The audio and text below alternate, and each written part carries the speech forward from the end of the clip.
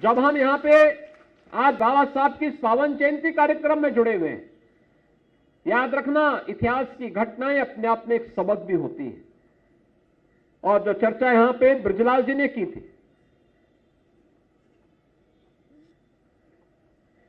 जो बात उन्होंने यहां पे बाबा साहब के बारे में और जोगिंद्रनाथ मंडल के बारे में कही,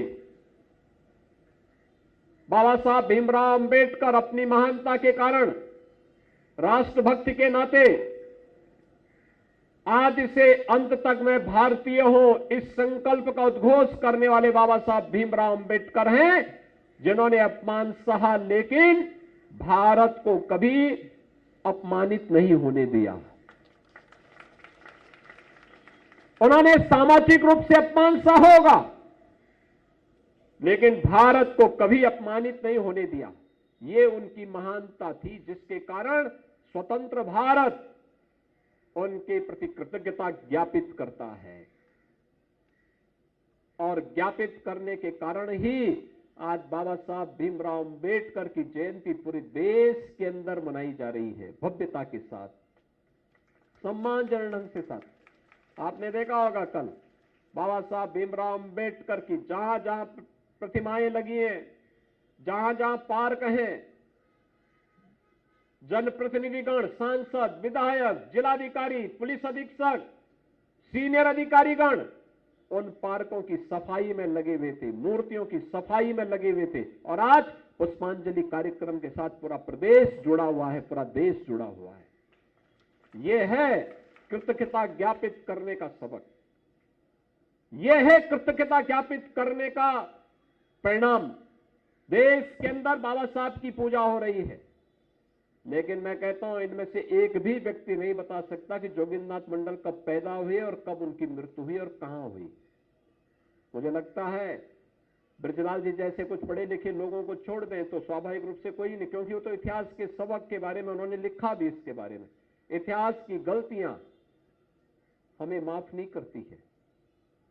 और याद रखना, कोई भी ऐसा कार्य नहीं होना चाहिए जो समाज को कमजोर करता हो, देश को कमजोर करता हो, क्योंकि हम सबका अस्तित्व तभी है जब देश है।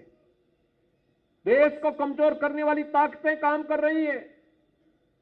बाबा साहब को बहुत सारे लोगों ने लालच देने का काम किया था, लेकिन वे टस से मस नहीं हुए। उन्होंने एक स्पष्ट घोषणा की थी कि मैं आदि और अंत में एक भारतीय हूं, एक भारतीय के रूप में पैदा हुआ हूं और भारतीय के रूप में ही मरना पसंद करूंगा। और मुझे लगता है कि इसी को लेकर के हमें देखना होगा। पाकिस्तान और बांग्लादेश का सबक हम सब के लिए भी सबक होना चाहिए।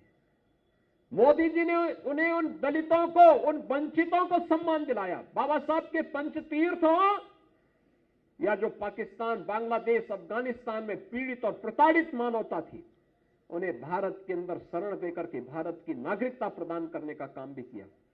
लोगों ने आंदोलन करने का प्रयास किया, व्यवस्था बिगाड़ने का प्रयास किया। इस कांग्रेस से समाजवादी पार्टी, बाबा साहब के जीते जी तो ये लोग उन्हें अपमानित करते रहे, और उनके न रहने के बाद उनके मूल्य और आदर्शों को कहीं स्थापित न होने दे, इसके लिए इन्होंने कार्य किया। बाबा साहब का स्मारक दिल्ली में नहीं बनने दिया। ये समाजवादी पार्टी कहती थी कि बाबा साहब का कहीं स्मारक बनेगा तो हम उसको तोड़ेंगे, क्या क्या घोषणाएं ये लोग करते थे। लेकिन आज बाबा साहब को सम्मान मिल रहा है। बाबा साहब के मूल्य और आदर्शों के प्रति पूरा भारत आज उन्हें सम्मानित कर रहा है और कृतज्ञता ज्ञापित कर रहा है। हम सब बाबा साहब के मूल्यों के प्रति जागरूक हों।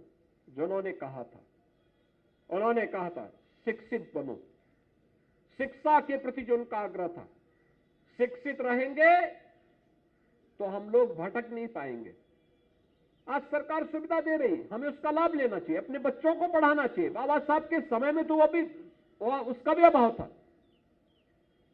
उन्होंने सामाजिक रूप से संगठित होकर के कार्य करने के लिए भी कहा।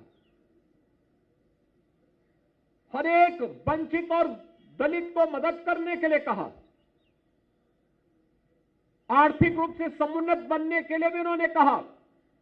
लेकिन इसका रास्ता शिक्षा से ही आगे बढ़ता है, और उस मार्ग का अनुसरण अगर हम कर सकते हैं तो निश्चित ही आने वाली पीढ़ी को एक उज्जवल भविष्य हम दे पाएंगे।